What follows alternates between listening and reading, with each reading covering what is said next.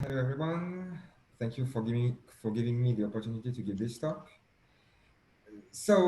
Today I'm going to talk about, as Iman said, I'm going to talk about flocking formation in multi-agent systems and in particular for a class of multi-agent systems that are called the Cucker-Smale systems, and especially in a situation where communication failures might happen.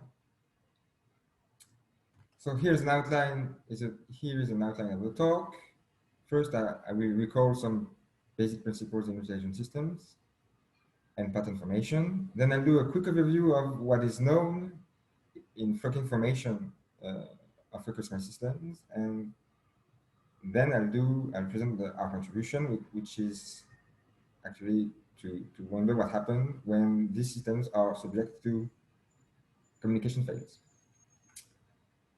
So, what is a multi-agent system? Well, it is a system that describes a large set of interactive objects that are called agents.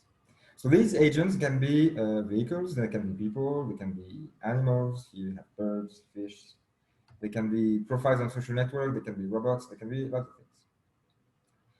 It happens that most of the, the research in this field is focused on uh, the, studying the formation of patterns between these agents. And a general observation that you can make is that uh, global structures, global patterns tend to appear as a result of elementary interacting rules between the connected agents. Okay, and everything is, of course, dynamical. So there is notion of time evolution.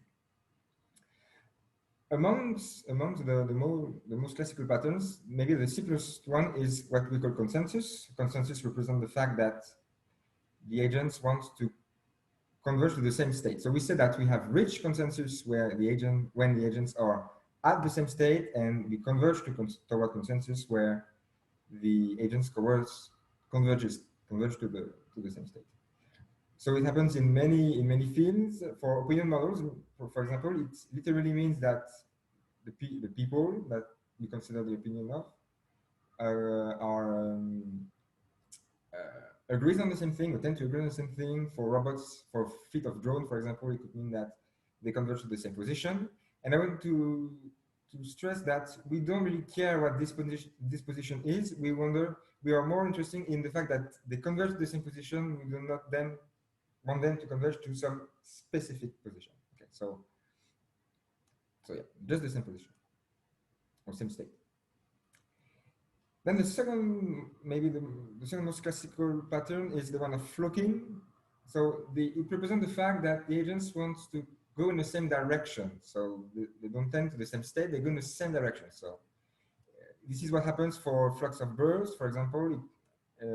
For a fleet of drone, you can also argue that you want your drones not to converge to the same position, but to go in the same direction. Okay, maybe in some formation.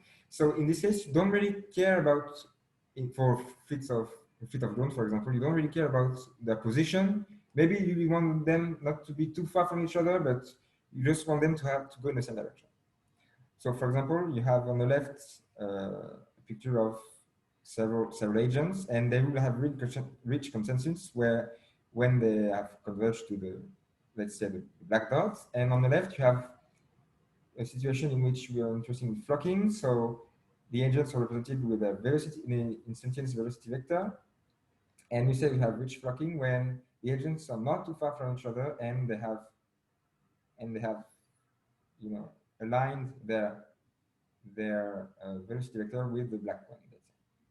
So this is for the general idea of flocking, and we'll be interesting mainly in flocking this time.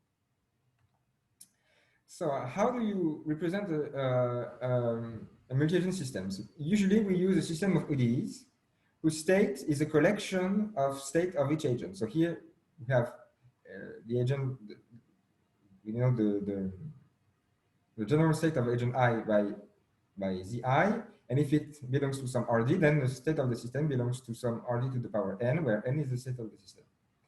If you look at the dynamics of one agent, well, it would depend obviously on the state of this agent. It might depend on explicitly on time, and the important thing is that the vector field depends on the whole state of the system because there are interactions between the agents. So this is what we call a non-local vector field, non-local velocity field. Usually in the models, this vector field is chosen as a convolution kernel because it is a quite simple way in the dynamics to bring comparison between the state of agent I and the state of the other agents. So now in terms of modeling, the problem is to choose K, okay? And it might depend on several things. It depends on the type of agent you might want to model. So there are several more different models for pedestrians, for animals, for opinions. It might also depend on the type of interactions that you consider. Are they based on physics? Are they based on, I don't know, the gravitation force or the type of force? Are they based on empirical considerations and so on and so forth. Okay. So in this talk, we'll be focusing on a specific type of models which are called Cucker-Smale models. And there will be actually second order ones, okay, because flocking is more something that appears in second order models.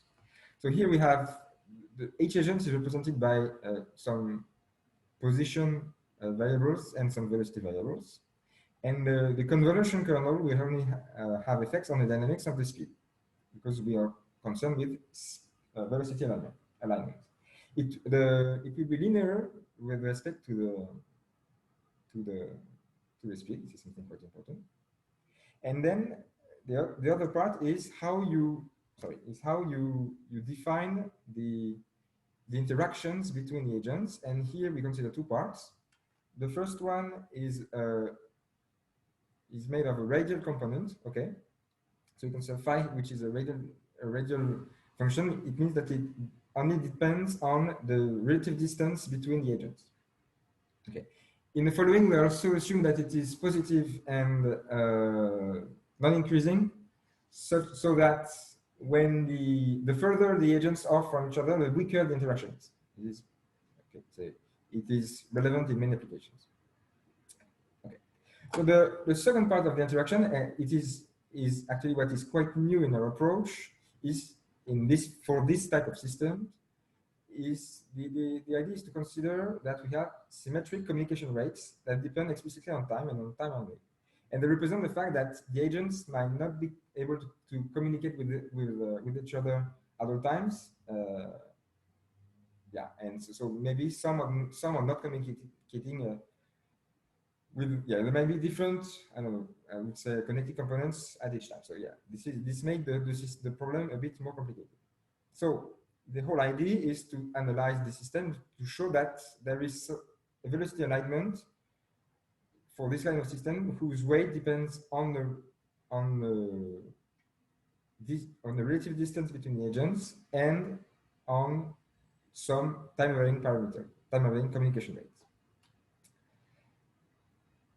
So and one additional thing is that we consider that we are in a full communication case when all the communication rates are identically equal to 1.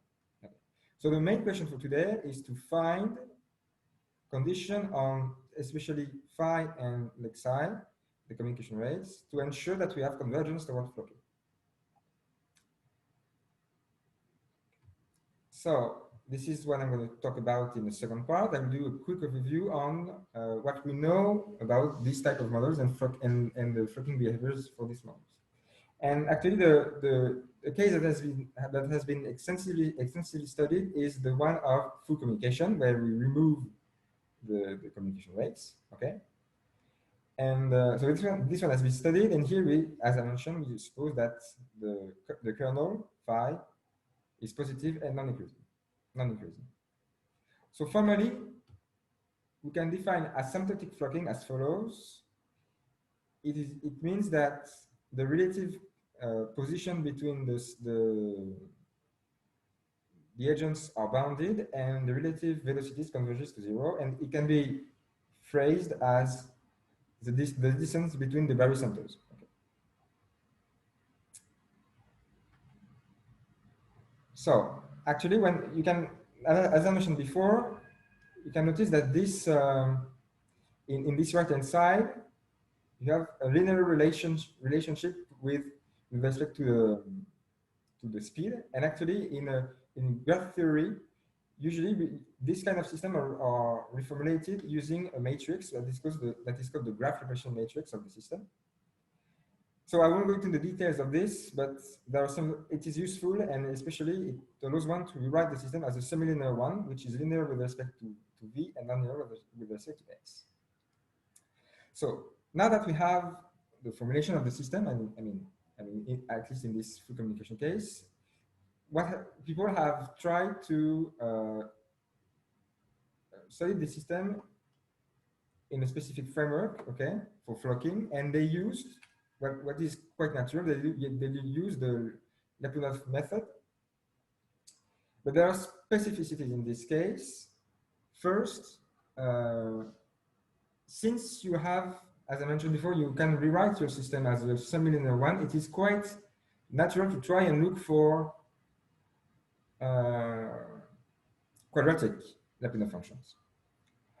However, in this case, you're not really interested in equilibrium points, but rather with an equilibrium subspace, because as I mentioned before, you don't want your agents to converge to some specific point. You want them to converge to the same position. So you're okay if they attain some subspace, the subspace in which all the agents have the same state, and in this case, all the agents have the same velocity. So to do so, the specific framework that has been introduced is the one of the bilinear, the variance bilinear form. Okay, so you introduce this bilinear form to be able to have the proper quadratic Lyapunov functions, and the main difference is that in the linear bilinear form, you subtract the scalar product of the mean of your vectors, okay, of your state. And what it does is that the associative quadratic form vanishes exactly when the agents are at the same state.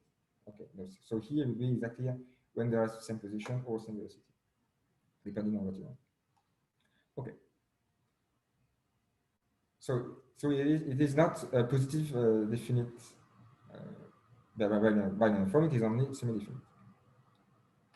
There are several relationships with several interesting things about the graph Laplacian and this form. First, the Laplacian is positive definite, semi-definite with respect to this form. Okay, and more generally, the interactions between the interaction between the agents can be quantified in some way by the eigenvalues of this system, this Laplacian matrix, okay. Or maybe a combination of them, depending on many things. Okay. So now that we have the good framework, how to rewrite? We can rewrite the property of asymptotic flocking using this bilinear form, and if we define here what is called the standard deviation in position, and here the standard deviation in velocity, you can actually state that asymptotic flocking is equivalent to having the deviation in position to be bounded with time and the deviation in velocity to converge to zero. So now to show that in the kind of Cucker-Smale system with full communication, what have people done is they have studied the dynamics of this as you do in Lyapunov methods, and they came up with this kind of estimation, this kind of inequality. The first one tells that the time derivative of the deviation in position is lower than the deviation in velocity. And the second one is a dissipative inequality concerning the deviation in velocity. And if you remember how ground wall inequalities works, you can notice that this term is typically a convergence rate. And the issue here is that it will depend on the deviation in position, meaning that, and since this term is, this function phi is supposed to be decreasing, it will mean that if the agents are too far from each other, then the deviation in velocity might not be converging to zero, and you might not attain flocking. Okay. So actually, the question whether or not flocking will appear depends on assumption that you do on phi. So the simplest assumption that you can make is that, so I recall it is positive and non-increasing, and the simplest one is that it is lower bounded, which means that whatever the position of the agents are, you always have some kind of minimum interaction. And if you do this, you can quite immediately show from this that capital V is converging exponentially fast to zero. And from this, you can show that the positions are bounded. Okay. So this case is quite easy, but it is very restrictive to ask it to be lower bounded. So what we usually do is that we assume that it vanishes at infinity, but maybe not too fast. So we ask it not to be L1.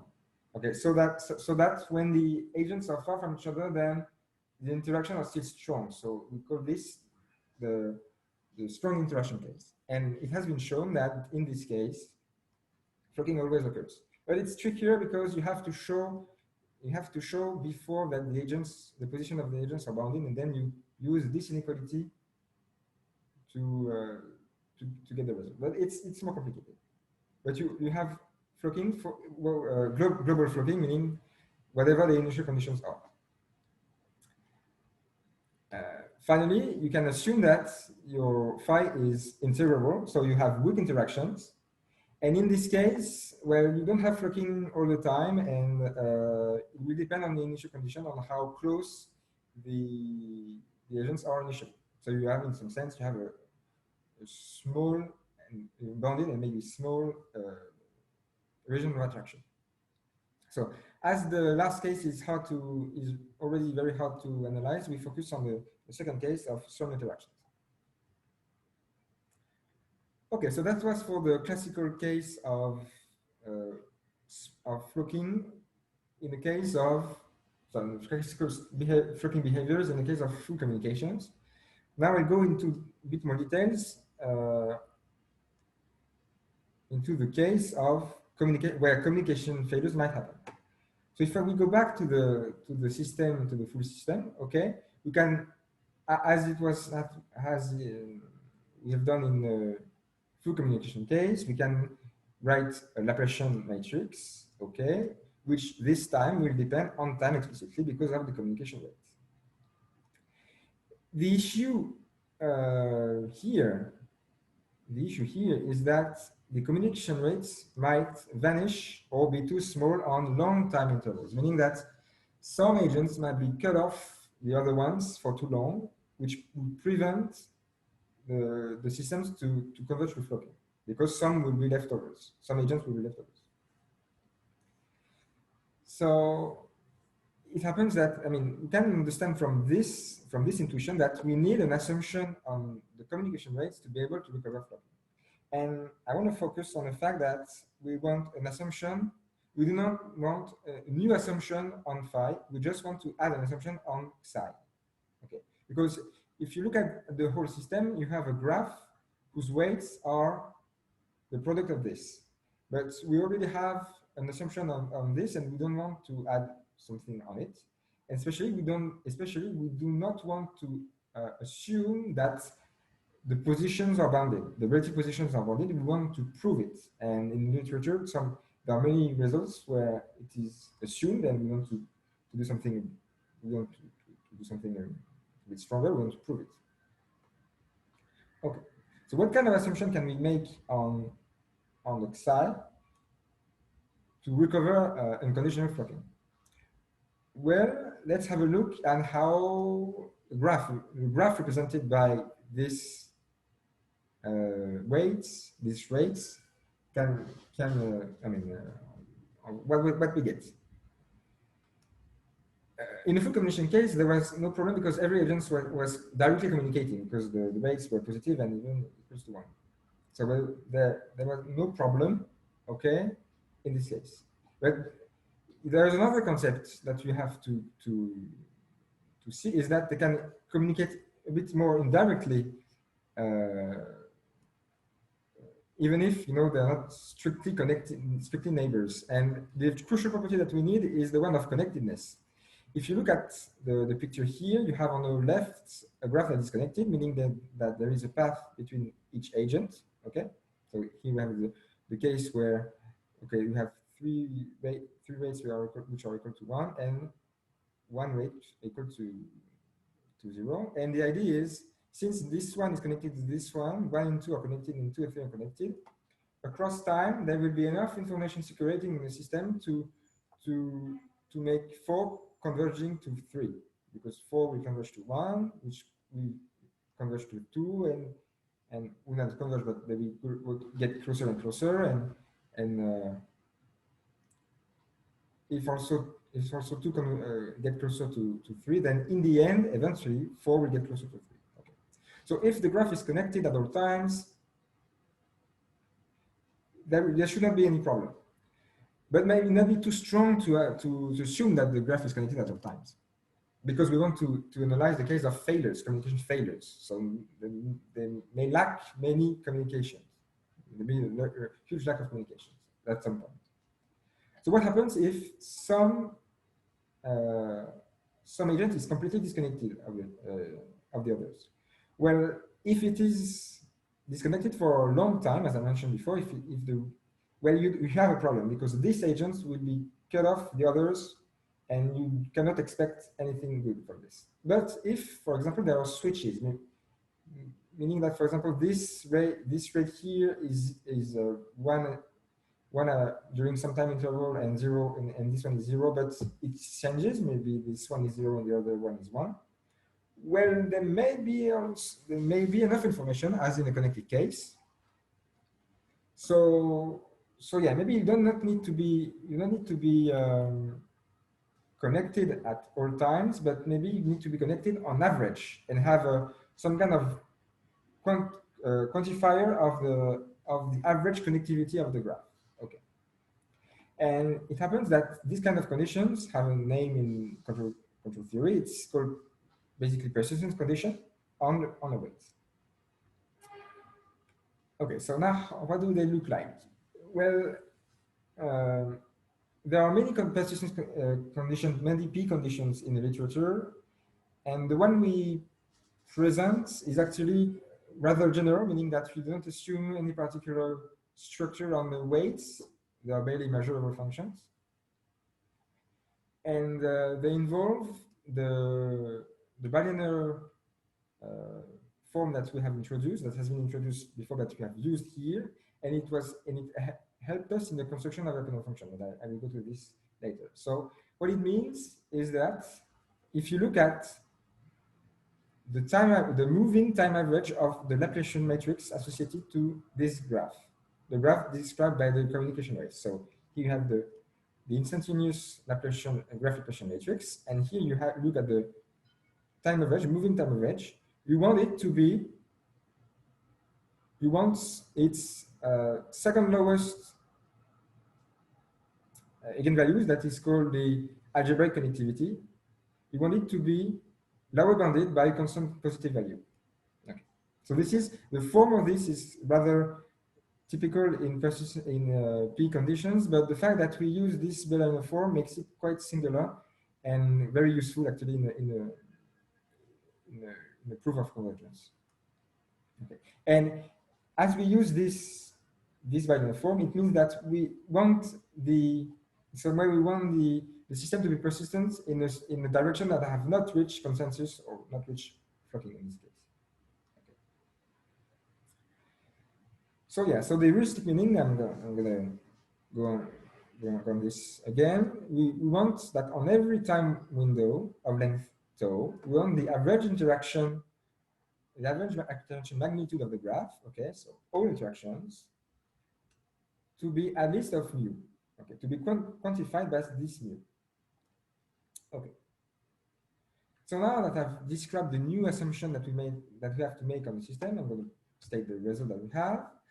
So for any initial condition, so meaning that the result will be global, okay? For any initial condition, if you assume that we have this P condition, if you assume that another assumption, a specific assumption on the kernel, which is quite, which is already used a lot in the full combination case, okay? We assume that it is greater than some inverse power of the radius. The specificity here is that we assume that the radius, the power must be comprised between 0 and 1/2. So I'll talk about this later. Okay, so if we have 1 and 2, then we manage to recover asymptotic pocket for the system with the communication rates. Okay, so regarding the sharpness of the assumption, this hypothesis is probably not sharp.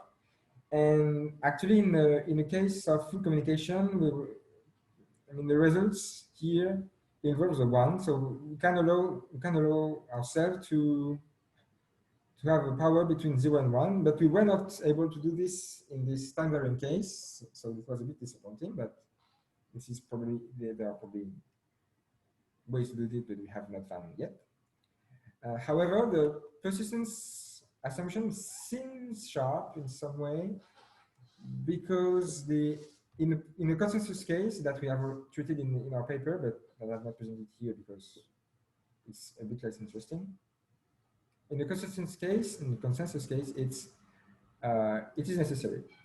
And if you look at the type of inequality that an estimation that you have to do on the velocity deviation, you need quantitative information, and it seems hard, maybe not impossible, but hard to have quantitative information without some kind of persistence of excitation condition.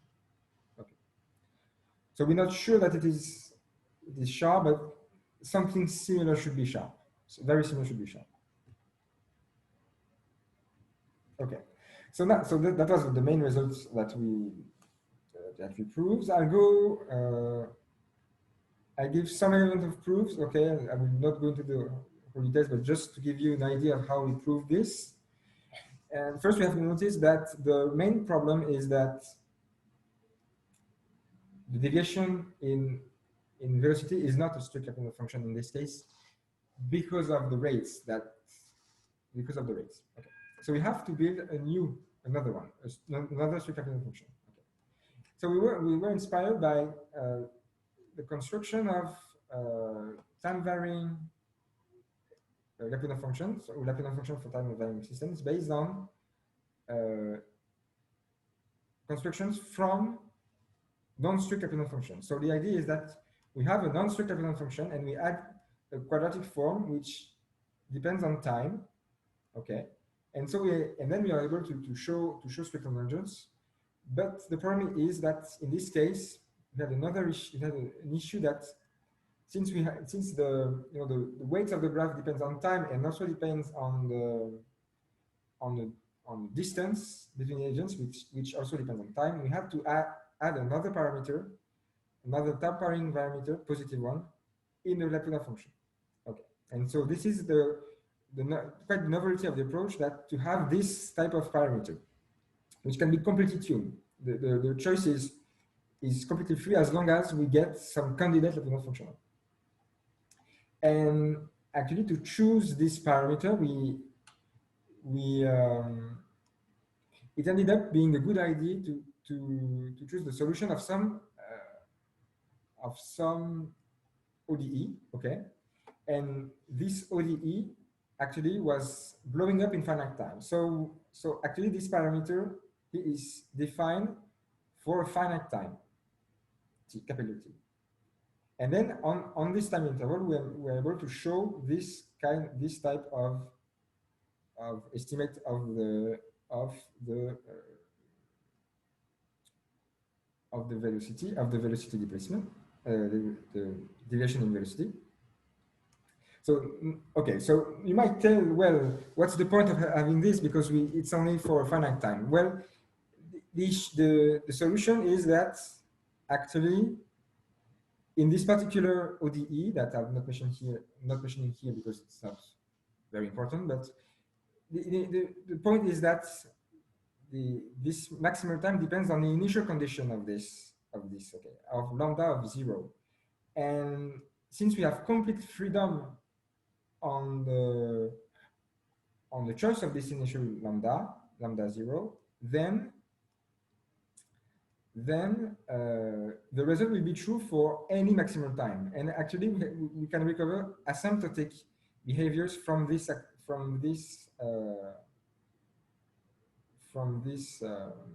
inequality. Okay. So once we have this, thanks to the exponential here and the powers, we can also integrate this and show that the position are bounded. Okay. So that was it for the proofs. Okay, and which was this parameter is really the crucial novelty in the approach and the construction. So, as a conclusion of the approach, we have identified a concise and a general way of writing persistence of excitation for Cucker-Smale models with multiplicative communication failures. And we have leveraged this to show by Lyapunov method that we can recover unconditional flocking.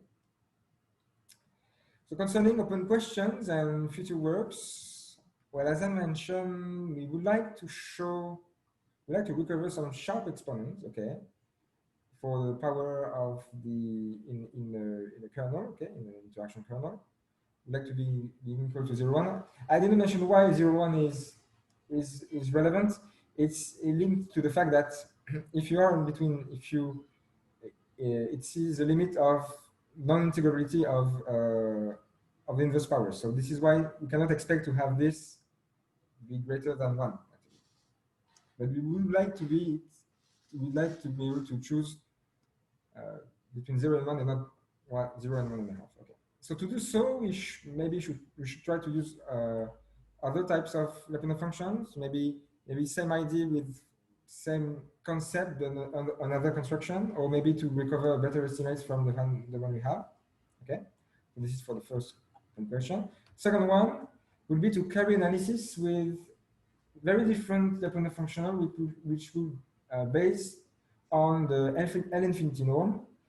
The idea is that if you do so, usually you recover estimates that do not depend on the number of agents, that are uniform with respect to the number of agents. And if you do this, well, you might be able to perform what we call a mean field limit approximation, in which the number of agents tend to infinity, and then you go to another framework, and it will be interesting to see that if we can extend our result by going to the limit when n tends to infinity. So it would be a good way to generalize the results. And finally, we would like to study maybe a specific case where the communications are random. So as I mentioned, the communication rates, the dependence in time is very general. So we only assume it is measurable.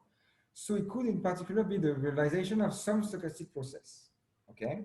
And if it does, then you can always say that if my P condition is satisfied almost surely, then you have almost sure flocking, but it might not be satisfactory because assuming that you have almost sure persistence is very strong. So so the idea would be to find another kind of more relevant stochastic persistence condition, and maybe sure that you recover some kind of stochastic convergence, knowing that there are lots of ways to define that. Okay. So I think that was it, and thank you for your attention. Thanks, Emilien. So is there any question? Alejandro, go ahead. Thanks, Emilien, for the talk. That was really nice. Do you hear me? Yeah, sure. Yeah. So I want to ask you about the communication weights. Yes. Maybe I missed this. Can you take any value between 0 and 1? Yeah. Okay. I forgot to mention this.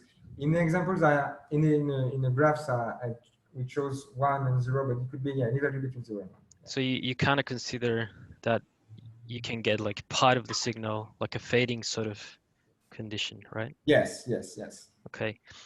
And what in your main result, I think it was slide 18. Yes. Does your result, your flocking condition, does it depend on the persistent variable mu or not? Well, the result is that you have convergence. So it works as long as you have something which is positive here, it works. But then the So it doesn't really matter the value as long as you have PE. yes, yes. And what it changes the estimates in the end. So Okay. here you have something that depends on you, but it does not change the qualitative results. Because I was thinking in the stochastic case, maybe if you know something about the distribution, maybe you can state conditions on this chi weight such that you get almost surely PE instead of assuming it from the onset. So, oh, you're thinking maybe So if you imagine the yeah, weight is stochastic, yeah, sure. and then you know the distribution from where it comes from. You Yeah, might be able to state a condition on psi such that you get almost surely PE yeah, instead of assuming almost surely PE that might be strong. yeah. I was thinking, That's often what people do in network control. You try to state conditions on your communication constraints such that you get something, yeah, stability or whatever. yeah. Probably, yeah. It's probably this way that we have to do the. Yes, just a thought. Thanks. Thank you.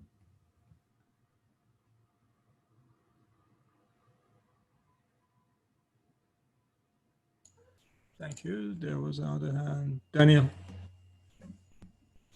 Hi, Emilien. Thanks for the talk. I liked your color scheme very much as well. I had a question about the communication rates, the communication weights as well. Did you assume anywhere that they're smooth or they're differentiable? No, they are just measurable with time. So Right, cool. So it covers the binary case where it's just flicking on and off. yes, Yeah. this is so I think I might be able to show the. So I don't know exactly where it is. Yeah, so here it's just bounded. All right, yeah, cool. Measurable. Yeah. Do you have, I'm just wondering, do you have an example where you might actually want it to be continuous, like a physical, what might that correspond to? Well, it could be continuous. I was thinking about if you think about examples of such dynamics, because in which you would have this kind of time varying communication rates, I think it could be something coming from the environment. Imagine that you have a flock of birds. Maybe they see each other better when they are closer to each other, but maybe there is some external factor like, I don't know, bad weather, cloud, something like this that changes with time, which blurs their vision at some point. So you would have some kind of continuous way of viewing. They would have some continuous way of viewing themselves, which would be obstructed by the environment. Right. Yeah, cool. So if for biological systems, yeah, I can imagine that might happen. Yeah, okay. Great, thanks. Emilien, I have a question along these lines. So if the case that your communication drops off and on, so it's a 0 and 1, your persistence of excitation type result then requires the interval that they are on to be bounded from below, something like that, right? So you mean, okay. So here, the toe here. Yeah. Yeah, it is actually fixed. You assume that it is there is a constant time. Okay, so in the binary case of on and off, it translates into having these at least this short interval that things are on. Oh, in the binary case, you have short intervals, maybe. Can you have these weird scenarios that your on and off signal it's like a Zeno behavior? It switches infinitely often. How do you? Yes. Okay. So I think you can have them. The fact that you don't have them is called dwell time, if I remember correctly. Yeah, exactly. Yeah, but here you don't have it. You haven't said anything explicitly No, dual I time. don't Right? think, but I don't think it matters really that you have some kind of dwell time here. I don't think it matters because I would say when you have this kind of dwell time, it gives more information that it gives a bit more information to the system. I'm not completely sure, but it did not appear in the proof that we had to ensure dwell time. Mhm. We need that we need enough. We need the communication not to be too space from each other, but if there are too many communications, I don't think it matters. You know. Okay. See what I mean? Yeah. Yeah. I mean, so it's really about when this thing is integrable as well. I think that's related to that too. I think it might be also related to the fact that it's continuous. So I don't think you can actually switch on and Yeah, off no, but as if it that's was discrete. Yeah, this integral needs to exist, right? Yeah. Yeah. Here? Yes, but actually, it is not continuous. It is just, it can exist if it is measurable. Yeah, it should be, the integral should exist. Doesn't need to be continuous, but so it Okay, cannot yeah. switch infinitely often in arbitrarily short intervals, because then the integral wouldn't exist Oh, yeah. necessarily, right? Yeah. Maybe, yeah. Yeah, maybe good point. Yeah, maybe good point. I'm not sure, not exactly sure about this. Yeah, I'm not exactly sure. I'm not Okay. really, No, but yeah, I don't really know. maybe we can have a chat later about it. Yeah, sure. We have to discuss this maybe later. All right. Is there any other question?